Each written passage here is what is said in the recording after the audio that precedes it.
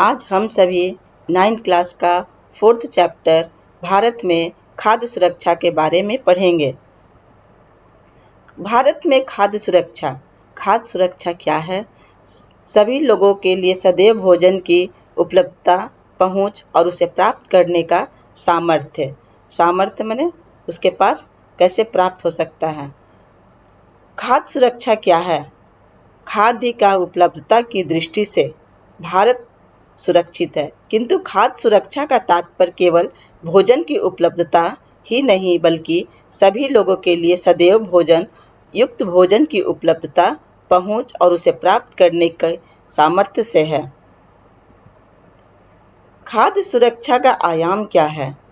जीवन के लिए भोजन उतना ही आवश्यक है जितना कि सांस लेने के लिए वायु, लेकिन खाद्य सुरक्षा मात्र जो 2 जून की रोटी पाना ही नहीं बल्कि उससे कहीं अधिक है।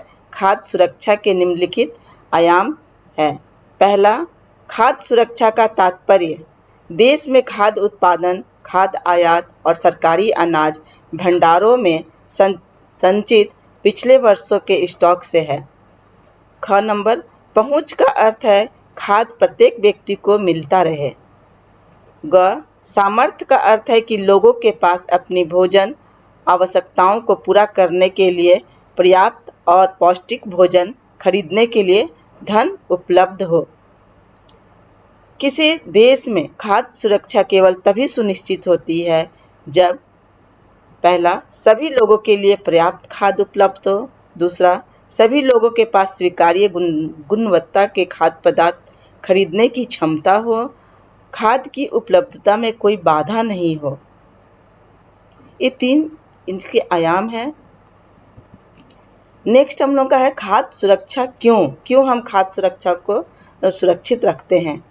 भारत समाज का गरीब वर्ग तो हर समय खाद्य असुरक्षा से ग्रस्त हो सकता है, परंतु जब देश में भूकंप, सूखा, बाढ़, सुनामी, फसलों के खराब होने से पैदा हुए अकाल आदि राष्ट्रीय आपदाओं से गुजर रहा हो तो निर्धनता रेखा से ऊपर के लोग भी खाद्य असुरक्षा से ग्रस्त हो सकते हैं।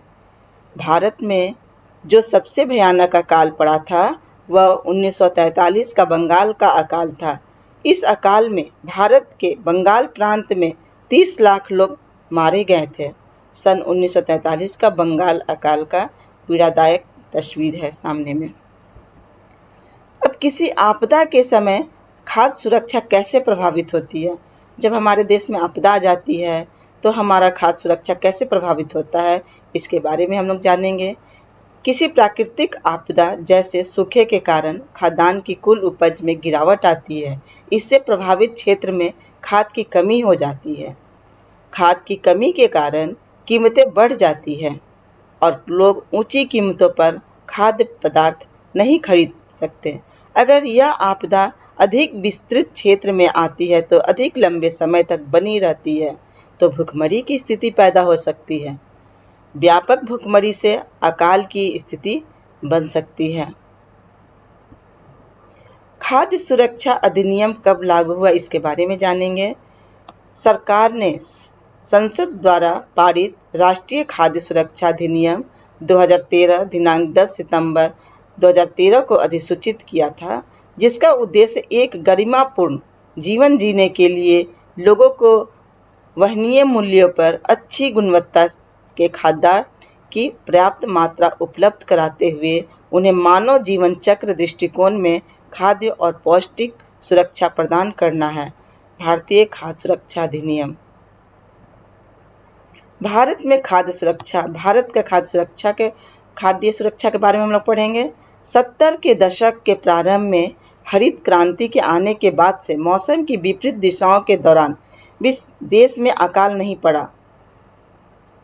देश भर में उपजाई जाने वाली विविध फसलों के कारण भारत पिछले 30 वर्षों के दौरान खाद्यान्नों के मामले में आत्मनिर्भर बन गया। सरकार द्वारा सावधानीपूर्वक तैयार की गई खाद्य सुरक्षा व्यवस्था के कारण देश में अनाज की उपलब्धता और भी सुनिश्चित हो गई। इस व्यवस्था के 2 घटक हैं।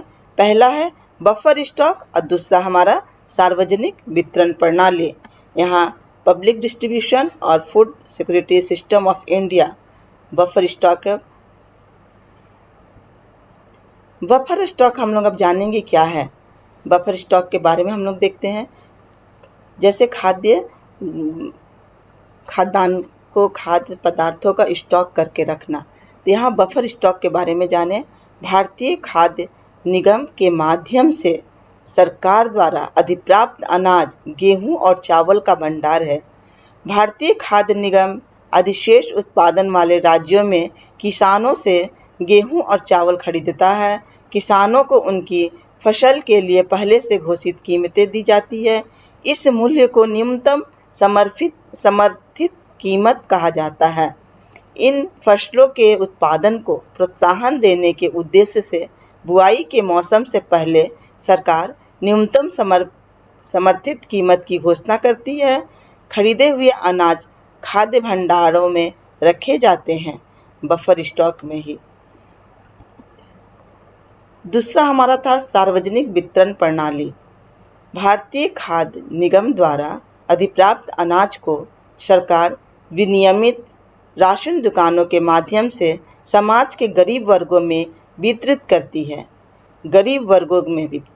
करती है। इसे सार्वजनिक वितरण प्रणाली कहते हैं। PDS, public distribution system. अब अधिकांश क्षेत्रों, गांवों, कस्बों और शहरों में राशन की दुकानें हैं। देश भर में लगभग 5.5 लाख राशन की दुकानें हैं। राशन की दुकानों में, जिन्हें उचित दर वाली दुकानें कहा जाता है, चीनी, खाद्यान्न और खाना पकाने के लिए मिट्टी के तेल का भंडार होता है। यह सब बाजार कीमत से कम कीमत पर लोगों को बेचा जाता है। अब यहाँ हम लोग देखेंगे राशन कार्ड कितने प्रकार के होते हैं।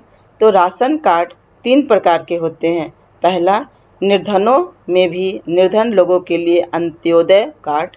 दूसरा, निर्धनता रेखा से नीचे के लोगों के लिए बीपीएल कार्ड। और तीसरा, अन्य लोगों के लिए एपीएल कार्ड। तीनों कार्ड को दर्शाया गया है यहाँ पर। अंत्योदय अन्न योजना के बारे में हम लोग पढ़ेंगे। अंत्योदय अन्न योजना दिसंबर 2000 में शुरू की गई थी। इस योजना के अंतर्गत लक्षित सार्वजनिक वितरण प्रणाली में आने वाले निर्धनता रेखा से नीचे के परिवारों में से 1 करोड़ लोगों की पहचान की गई। संबंधित राज्य के ग्रामीण विकास विभागों ने गरीबी रेखा से नीचे के गरीब परिवारों को सर्वेक्षण के द्वारा चुना गया।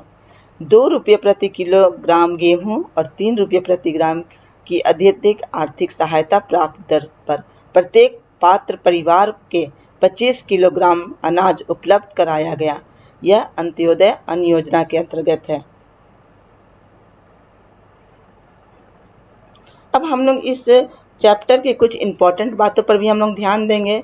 इस चैप्टर में प्रश्न पूछे जाते हैं कि खाद्य सुरक्षा से आप क्या तात्पर्य है या क्या समझते हो। दूसरा प्रश्न, सार्वजनिक वितरण प्रणाली का क्या तात्पर्य है। तीसरा प्रश्न, बफर स्टॉक का क्या तात्पर्य है। भारतीय खाद्य निगम क्या है। तो भारतीय खाद्य निगम में जब प्रश्न पूछता है तो इसके बारे में हम लोग जानेंगे कि यह सरकारी एजेंसी है जो किसानों से खाद्यान्न खरीदती है। सरकारी एजेंसी है जो किसानों से खाद्यान्न खरीदती है। और ये सब इस चैप्टर के मुख्य प्रश्न हैं जो एग्जाम में पूछे जाते हैं। और अंत्योदय योजना कब लागू हुआ था। 2000 में शुरू हुआ था। ये 1 नंबर के प्रश्न पूछे जा सकते हैं। धन्यवाद बच्चों।